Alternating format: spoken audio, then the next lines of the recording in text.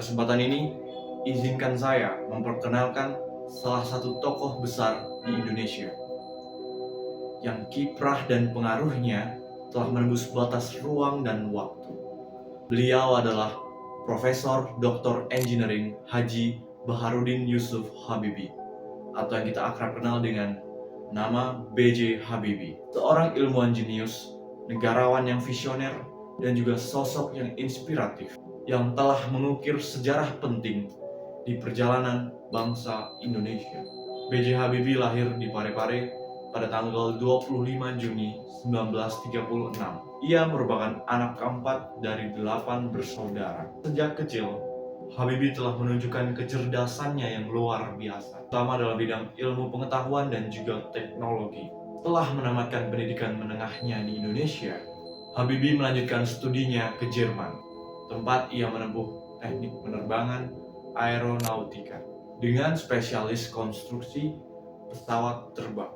Dengan ketekunan dan kecerdasannya, ia berhasil menyelesaikan studinya hingga meraih gelar Dr. Engineer dengan predikat summa cum laude. Karir Habibie di dunia teknologi penerbangan dimulai di perusahaan MBB di Jerman.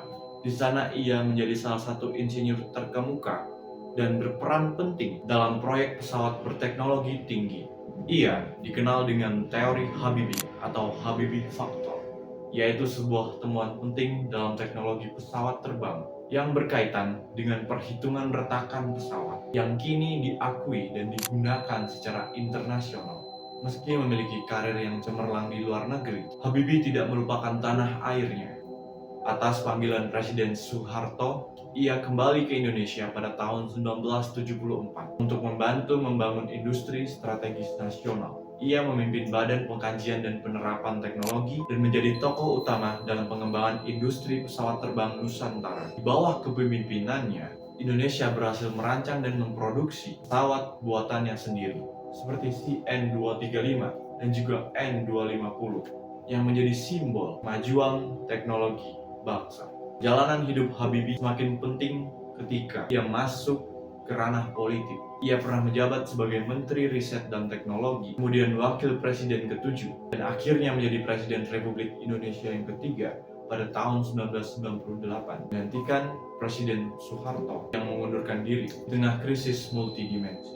Meski masa kepresidenannya singkat, sekitar 1 tahun 5 bulan, Habibie berhasil meletakkan fondasi penting bagi reformasi demokrasi Indonesia, seperti membuka kebebasan pers, jamin hak-hak politik warga, jalankan pemilu yang demokratis pada tahun 1999, dan mendorong reformasi hukum serta ekonomi. Di balik semua prestasinya, Habibie juga dikenal sebagai sosok yang penuh kemanusiaan dan religiusitas. Kisah cintanya dengan Hasri Ainun Besari, istrinya tercinta, mengajarkan makna kesetiaan, cinta sejati, dan dukungan dalam suka maupun duka. Setelah kepergian Ainun, Habibie tetap aktif berbagi inspirasi kepada generasi muda melalui ceramah, tulisan, dan kegiatan sosial. B.J. Habibie wafat pada 11 September 2019 di Jakarta. Namun warisan pemikirannya, karyanya, dan keteladanan hidupnya akan selalu dikenang oleh bangsa Indonesia. Ia bukan hanya seorang teknokrat dan presiden, tapi juga simbol bahwa ilmu pengetahuan, integritas, dan cinta pada tanah air dapat mengubah arah bangsa.